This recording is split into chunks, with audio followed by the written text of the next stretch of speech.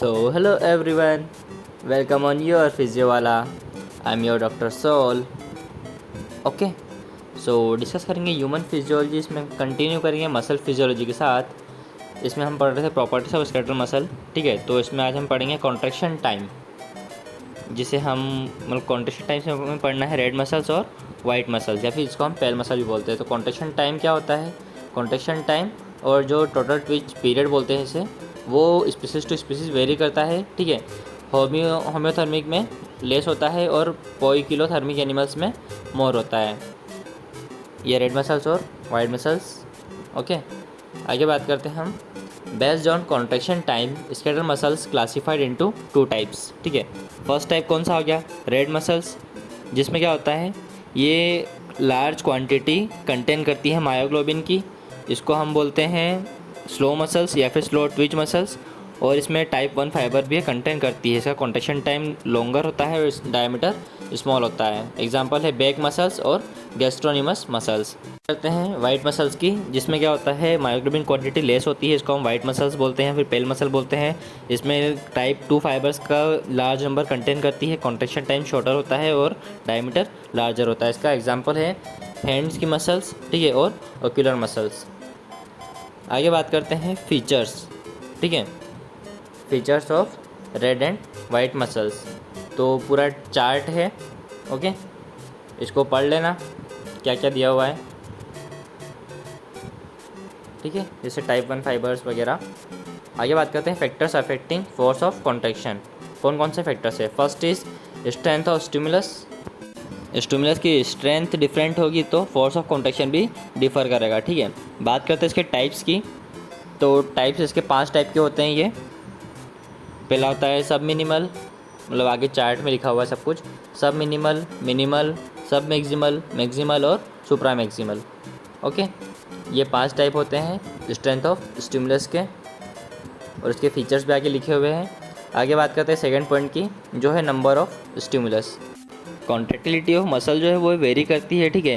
कैसे वेरी करती है? नंबर ऑफ स्टिमुलाई पर। अगर हमने एक सिंगल स्टिमुलस दिया है तो मसल एक बार कॉन्ट्रैक्ट करेगी, 2 बार दिया है तो या फिर 2 से ज़्यादा दिया है तो डिफरेंट रिजल्ट आएंगे, ठीक है। इसमें पहला आता है 2 सक्सेसिव स्टिमुलाई। तो इसमें क्या होता है कि हम 2 स्टिमुलाई अप्लाइड करते हैं, 3 डिफरेंट इफेक्ट नोटिस करते हैं हम, और depending upon interval between 2 stimuli. So पहला पॉइंट है इसमें बेनिफिशियल इफेक्ट, ठीक है। उसके बाद सेकेंड पॉइंट आता है इसमें सुपर पोजिशन, या फिर वेव समेशन बोलते हैं इसको, सुपर पोजिशन और वेव समेशन। थर्ड पॉइंट आता है इसमें summation effect, okay, summation effect. उसके बाद हम बात करते हैं मल्टीपल स्टिमुलाई की। तो मल्टीपल स्टिमुलाई में क्या होता है, 2 टाइप के इफेक्ट देखने को मिलते हैं, ठीक है, depending upon the frequency of stimulus. तो पहला कौन सा होता है? पहला होता है फटीग, ठीक है। दूसरा होता है tetanus, okay. Fatigue and tetanus multiple stimuli में होते हैं 2 चीज़ें। आगे बात करते हैं हम 2 सक्सेसिव स्टिमुलाई की। इसमें हम इसके तीनों पार्ट डिस्कस करेंगे, जो था बेनिफिशियल इफेक्ट, सुपरपोजिशन इफेक्ट और समेशन इफेक्ट, ठीक है। तो एक प्रॉब्लम है कि यहाँ पर इसको डिस्कस करने के लिए टाइम कम है, तो उसके लिए मैं एक अलग से वीडियो, शॉर्ट वीडियो बना दूंगा, ठीक है। तो उसको हम उस वीडियो में डिस्कस कर लेंगे। आगे बढ़ते हैं हम यहाँ पर।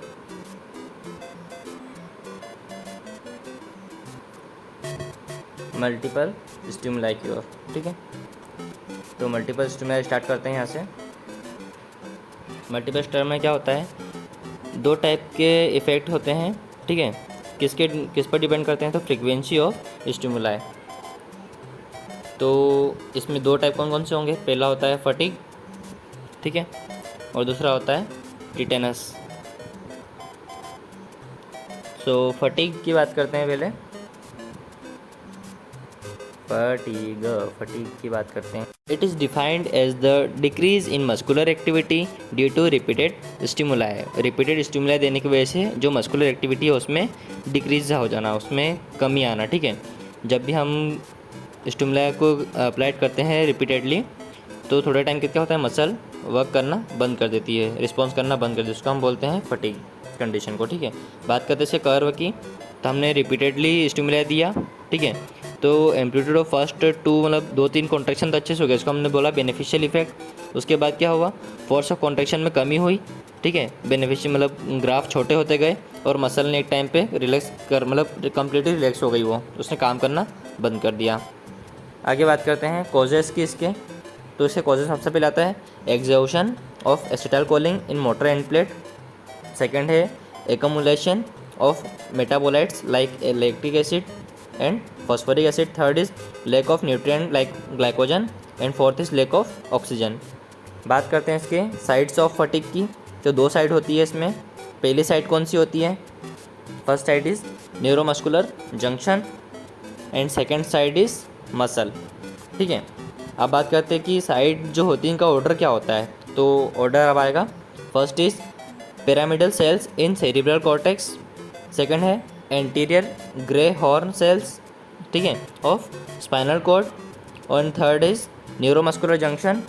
और फाइनल लास्ट जो होता है वो साइड होती है मसल्स की, ठीक है, मतलब वो होता है मसल। बात करते हैं इसकी रिकवरी की। तो fatigue is a reversible phenomena, ठीक है। अगर हम मसल्स को रेस्ट देंगे, उसे न्यूट्रिएंट्स देंगे तो मसल रिकवर हो जाएगी, ठीक है। फिर सैलाइन वाटर से मसल्स को वॉश कर लेना।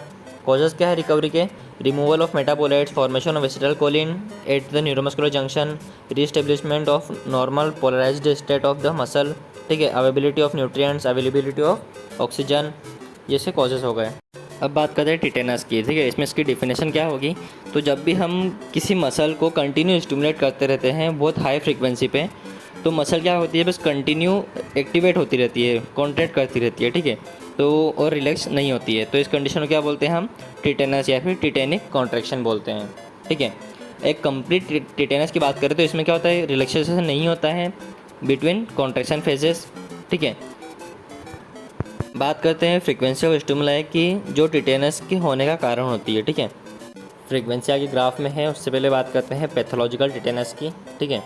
पैथोलॉजिकल टिटेनस 2 टाइप का होता है, पहला होता है फिजियोलॉजिकल टिटेनस और दूसरा होता है पैथोलॉजिकल। तो फिजियोलॉजिकल क्या होगा, contraction of muscle due to repeated stimuli. और पैथोलॉजिकल क्या होगा, contraction of muscle due to pathogenic condition, ठीक है। तो किसकी वजह से होता है, क्लोस्ट्रीडियम होता है, ओके, बेसिलस क्लोस्ट्रीडियम। फिर जो क्या करता है, नर्वस सिस्टम को अफेक्ट करता है, ठीक है, जिसकी वजह से पैरालिसिस भी हो सकता है। आगे बात करते हैं हम लोग जेनेसिस ऑफ टिटेनस की। तो जब मसल की कॉन्ट्रैक्शन फ्रीक्वेंसी 5 स्टिमुलस पर सेकेंड थी तब वो ठीक था। 10 स्टिमुलस पर सेकेंड थोड़ा सा प्रॉब्लम हुई, 20 स्टिमुलस पर सेकेंड हुआ तो थोड़ी और प्रॉब्लम बढ़ गई, 30 पे ज़्यादा बढ़ गई, 35 पे क्लोनस हो गया और 40 स्टिमुलस पर सेकेंड पर टिटेनस हो गया। दिख रहा है कि मसल सिर्फ और सिर्फ कॉन्ट्रैक्ट कर रही है, रिलैक्स बिल्कुल भी नहीं हो रही है, तो इस कंडीशन को हमने बोल दिया टिटेनस, ठीक है। आगे बात करते हैं effect of variation in temperatures. इसमें पहला आता है वार्म टेम्परेचर, ठीक है। तो इसमें कितना होना चाहिए, फर्स्ट इज 40 डिग्री सेंटीग्रेड होना चाहिए और फोर्स ऑफ मसल कॉन्ट्रैक्शन इसमें इंक्रीज होता है। कुछ चीज़ें होती है जो शॉर्ट होती है, कौन कौन सी, एक्साइटेबिलिटी ऑफ मसल जो है वो इंक्रीज हो जाएगी, ठीक है, उसका जो पीरियड है वो शॉर्ट हो जाएगा। केमिकल प्रोसेस जो है इन्वॉल्व होती है मसल कॉन्ट्रैक्शन में वो एक्सीलरेट हो जाएगी और विस्कोसिटी ऑफ मसल डिक्रीज हो जाएगी, ठीक है। सेकेंड आता है कोल्ड टेम्परेचर। तो कोल्ड टेम्परेचर कितना होना चाहिए, 10 degree centigrade, force of muscle contraction क्या होगा, कम हो जाएगा। फिर इसमें जो पीरियड्स है जो लॉन्ग हो जाते हैं, कौन कौन से, एक्साइटेबिलिटी ऑफ मसल डिक्रीज हो जाएगी, ठीक है, केमिकल प्रोसेस आर स्लोड और डिले हो जाएगी और विस्कोसिटी बढ़ जाएगी। थर्ड आता है हीट राइगर, ठीक है, टेम्परेचर होना चाहिए 60 डिग्री।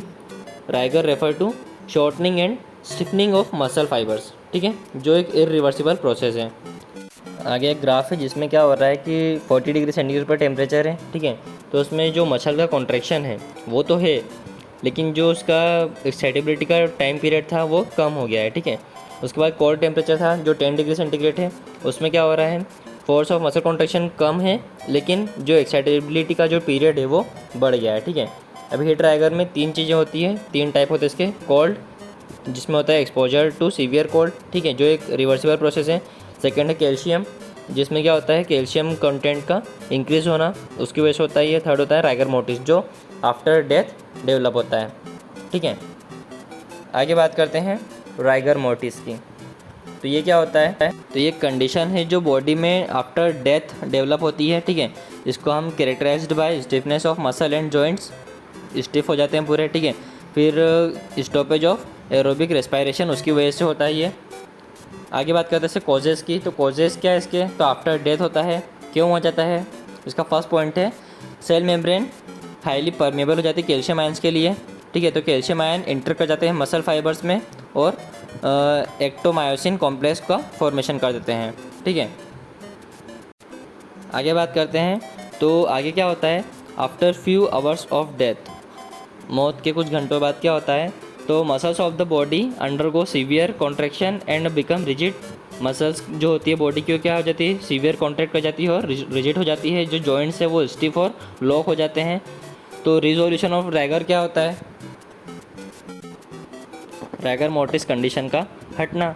तो उसके लिए हमारे पास एक एंजाइम होता है, मतलब कुछ लाइजोसोमल इंट्रासेलुलर हाइड्रोलाइटिक एंजाइम्स होते हैं, जैसे कैथेप्सिन हो गया, कैल्पिन्स हो गया, ठीक है। या तो बॉडी में खुद से रिलीज़ होंगे या फिर हम बाहर से इनको इंजेक्ट करेंगे। तो ये एंजाइम क्या करेंगे, जो एक्टोमायोसिन कॉम्प्लेक्स बना था उसको ब्रेक डाउन कर देंगे और जो मसल्स की स्टिफनेस हुई थी उसको रिलीव कर देंगे, ठीक है। तो इससे क्या होगा, रिजोल्यूशन ऑफ रैगर हो जाएगा।